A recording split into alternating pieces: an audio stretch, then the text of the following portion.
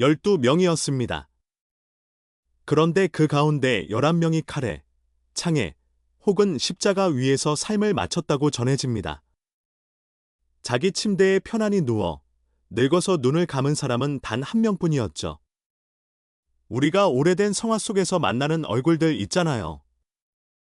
온화한 표정에 머리 뒤로는 둥근 후광을 두른 그 성인들 말입니다. 그 평온한 그림 뒤에 상상하기조차 힘든 최후가 숨어 있었던 겁니다. 그렇다면 그 한 사람은 누구였고 왜 그만 예외였을까요? 그리고 하나만 더 묻고 싶습니다. 이 죽음들은 정말 다 사실이었을까요? 오늘 우리는 이 12사람의 마지막 순간을 하나씩 조심스럽게 따라가 볼 겁니다. 누군가는 칼에 목이 베였고, 누군가는 거꾸로 매달렸으며, 누군가는 산채로 살가죽이 벗겨졌다고 전해지죠. 하지만 저는 그 끔찍한 장면을 구경거리로 삼으려는 게 아닙니다.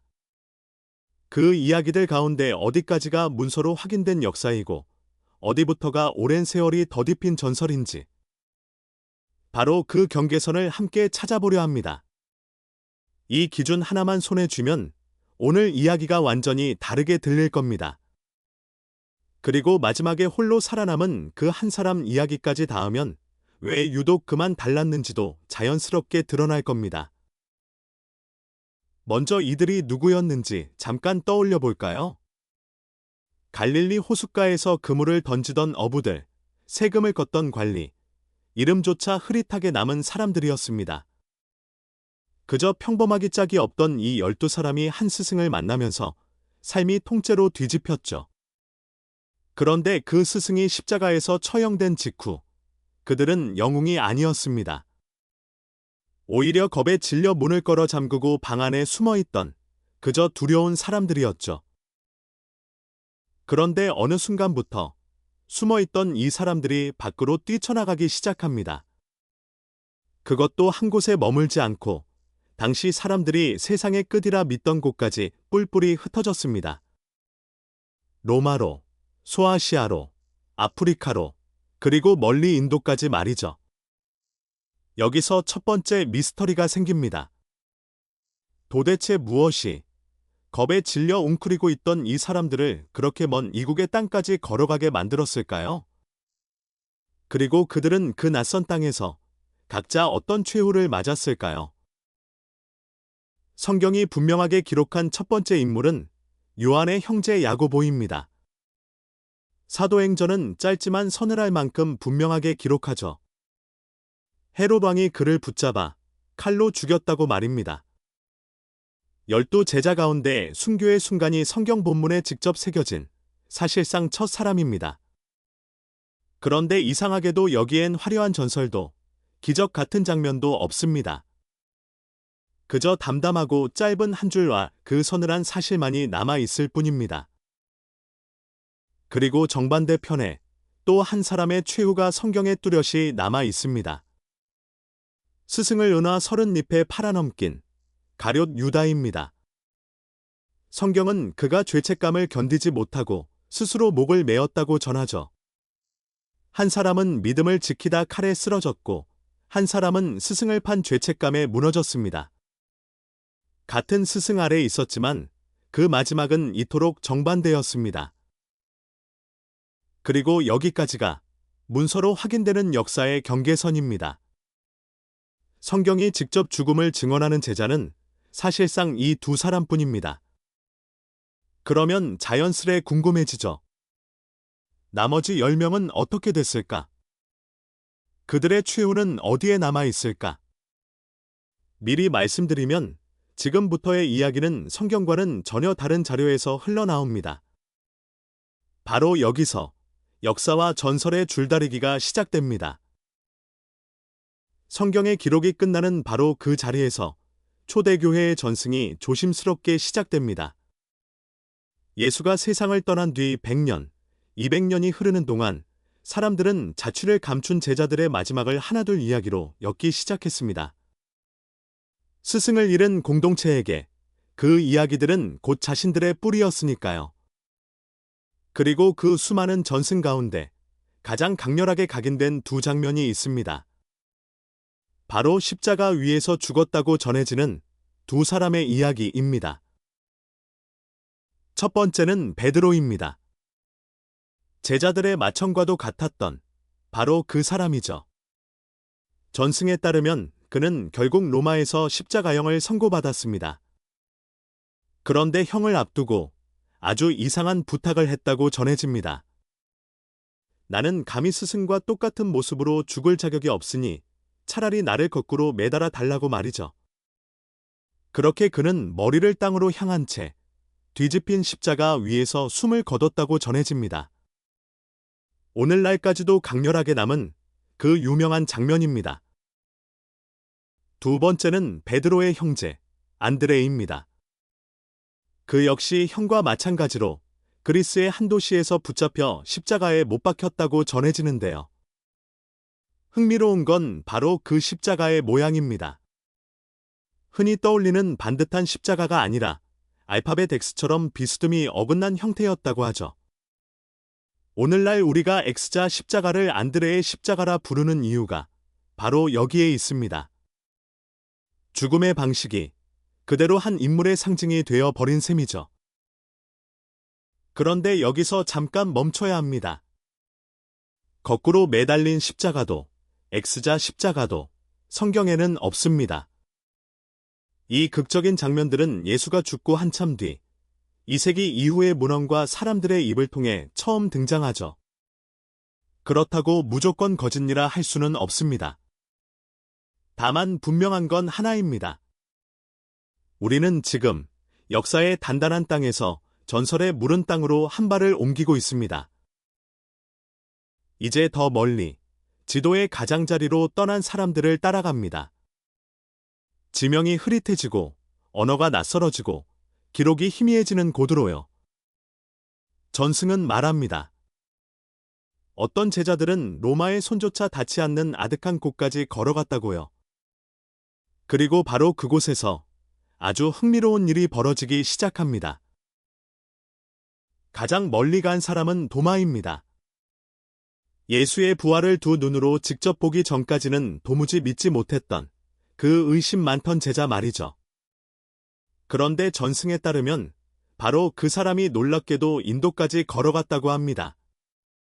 그 먼 땅에서 복음을 전하다가 결국 창에 찔려 목숨을 잃었다고 전해지죠. 더 놀라운 건 뭔지 아세요? 지금 이 순간에도 인도 남부에는 자기들 교회가 바로 이 도마에게서 시작됐다고 믿는 오래된 공동체가 실제로 살아있다는 겁니다. 다음은 바돌로메입니다. 그의 최후는 솔직히 입에 담기조차 조심스러울 만큼 끔찍합니다. 전승은 그가 먼 이방의 땅에서 산채로 살가죽이 벗겨지는 형벌을 당했다고 전하죠. 이 참혹한 이야기는 훗날 수많은 화가들의 붓끝에서 강렬하게 되살아나 미술관 벽마다 새겨졌습니다. 하지만 여기서도 질문 하나는 놓치면 안 됩니다.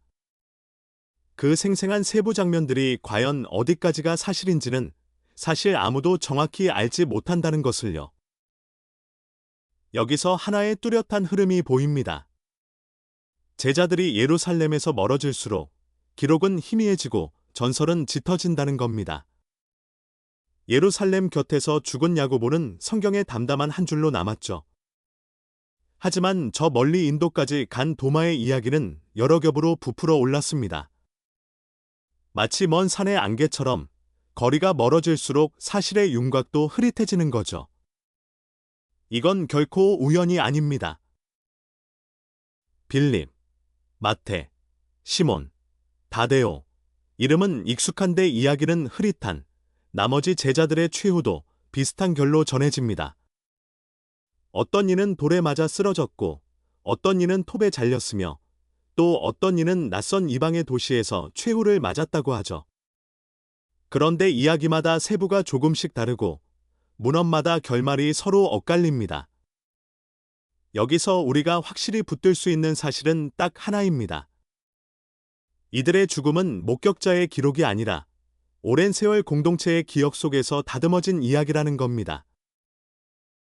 그리고 마침내 이 모든 죽음의 행렬 끝에 단 한 사람이 남습니다.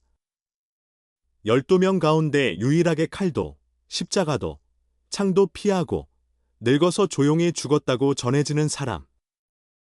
바로 사도 요한입니다. 기억나시나요? 영상을 시작하면서 제가 던졌던 그 한 명, 자기 침대에서 눈을 감은 유일한 제자가 바로 이 사람입니다. 그런데 그렇게 평온했다는 그의 이야기에도 도무지 그냥 지나칠 수 없는 놀라운 전설 하나가 끈질기게 따라붙습니다. 전승에 따르면 사람들이 처음부터 요한을 살려 두려 했던 건 결코 아니었습니다. 오히려 그를 죽이려고 펄펄 끓는 기름이 가득한 가마 속에 던져 넣었다는 이야기가 전해지죠. 그런데 놀랍게도 그는 상처 하나 없이 멀쩡하게 걸어 나왔다고 합니다. 결국 도저히 손을 쓸 수 없게 되자 사람들은 그를 외딴 섬으로 멀리 귀양 보냈고요. 요한은 바로 그 쓸쓸한 섬에서 오래도록 살다가 마침내 노년에 조용히 눈을 감았다고 전해집니다. 바로 여기서 우리는 오늘의 가장 중요한 질문 앞에 서게 됩니다. 왜 유독 이 한 사람만 예외였을까요? 왜 다른 11명은 하나같이 피를 흘리며 쓰러졌는데 요한만은 천수를 누렸다는 이야기로 남았을까요? 어쩌면 이건 단순히 누가 오래 살았느냐 하는 사실의 문제가 아닐지도 모릅니다. 순교라는 이야기가 어떻게 만들어지고 또 어떤 이야기가 살아남도록 선택되는지 그 은밀한 원리를 보여주는 결정적인 힌트일 수도 있습니다. 이제 지금까지 흩어놓은 조각들을 한자리에 차분히 모아볼까요? 오늘 우리가 만난 이야기들은 사실 서로 다른 세 개의 층위 위에 놓여 있습니다. 첫째는 성경 본문에 직접 적힌 기록입니다. 야고보와 유다, 냉정하게 말하면 딱 여기까지죠. 둘째는 초대교회 교부들이 남긴 문헌 속 전승입니다. 그리고 셋째는 그 위에 오랜 세월 사람들의 마음이 정성껏 더딥힌 후대의 전설입니다. 우리를 사로잡는 그 화려한 순교 이야기들은 대부분 맨 아래 단단한 층에서 나온 게 아닙니다. 위쪽 두 층에서 태어났죠. 현장을 지켜본 목격자의 증언이라기보다는 신앙 공동체의 기억 속에서 오래 다듬어진 서사에 가깝습니다. 오해는 마세요. 전부 거짓이라는 말이 아닙니다. 다만 그것을 어떤 눈으로 봐야 하는지 그걸 알려드리는 겁니다. 그런데 사실 여부를 이렇게 하나하나 다 걷어내고 나면 정말로 놀라운 질문 하나가 마지막에 남습니다. 그렇다면 이 이야기들은 대체 왜 2000년이라는 긴 세월이 흐르도록 사라지지 않고 이토록 끈질기게 살아남았을까요? 아마 그건 누군가 자신의 죽음으로 무언가를 증언한다는 관념이 사람의 마음 깊은 곳을 붙드는 강한 힘을 지녔기 때문일 겁니다. 바로 그 힘 때문에 이 이야기들은 어쩌면 사실보다도 훨씬 더 오래 살아남았는지도 모릅니다. 확실하게 검증된 역사든 아니면 사람들이 아름답게 부풀린 전설이든 결국 끝내 지워지지 않는 사실이 하나 남습니다. 이 12사람은 저마다 자기만의 방식으로 무언가를 삶의 끝까지 놓지 않고 붙들었다는 겁니다. 누군가는 성경 속 담담한 한 줄로, 또 누군가는 먼 이국 땅의 화려한 전설로 남았죠. 하지만 그들 모두가 무언가를 위해 자신의 삶전부를 걸었다는 그 흔적만은 2000년이 지난 지금도 우리 앞에 선명하게 남아 있습니다. 그래서 마지막으로 이 질문 하나를 아주 조용히 당신에게 건네고 싶습니다. 당신에게는 목숨을 걸 만큼 삶의 끝까지 붙들고 싶은 무언가가 있으신가요? 정답을 서둘러 찾지 않으셔도 괜찮습니다. 다만 오늘 밤 한 번쯤 마음속으로 곱씹어 보시길 바랍니다. 잊혀진 성경 속 인물들의 진짜 이야기는 다음 영상에서 계속 이어집니다. 이 조용한 여정을 저와 함께하고 싶으시다면 구독으로 곁에 있어 주세요.